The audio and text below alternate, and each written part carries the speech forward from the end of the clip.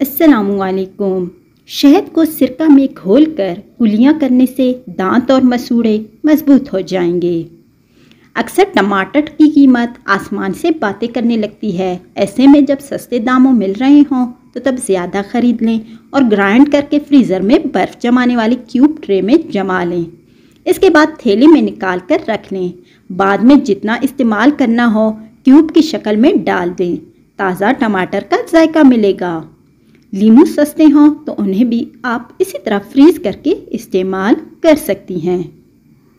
आलू कीमा पकाएं तो उसे उतारने से पहले उसमें आधी गुट्ठी हरा धनिया काट कर डाल देने से मसालेदार बिरयानी की खुशबू आएगी।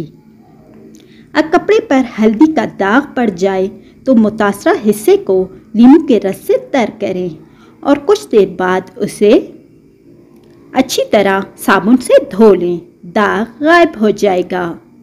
इस्त्री के जलने का निशान पड़ जाए तो मुतासरा हिस्से पर टिश्यू पेपर रखकर इस पर 2 कतरे हाइड्रोजन पेरोक्साइड टिपकाएं। अब गीली हालत में ही इस कागज़ के ऊपर इस्त्री फेरें। दाग दूर हो जाएगा। बाज़ औक़ात जूता पड़े पड़े तंग हो जाता है। आप फ्लालेन के कपड़े को गर्म पानी में भिगोकर निचोड़ लें और गरम गरम जूते के अंदर ठोंस दें। कपड़े की गर्मी की वजह से जूता फैल जाएगा और इसकी तंगी दूर हो जाएगी।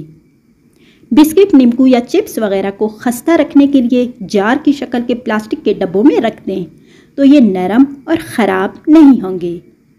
फ्रिज से किसी भी किस्म की बदबू दूर करने के लिए 1 प्याली में सिरका लेकर फ्रिज में रख देने से बदबू दूर हो जाएगी। अगर सालन में मिर्चें ज़्यादा पड़ जाएं तो इसमें गरम मसाला सारा न डालें बल्कि सिर्फ दारचीनी, सफ़ेद ज़ीरा, बड़ी इलायची और 1 अदद लौंग पीस कर डाल दें। स्याह ज़ीरा और स्याह मिर्च ना डालें। जब खुशबू उठे तो मुनासिब मिकदार में घी निथार लें। खूब मेहनत या चलने से थकन थारी हो जाए तो ठंडे पानी में 20 ग्राम गुड़ और इलायची के दाने पीस कर मिला के पी लें।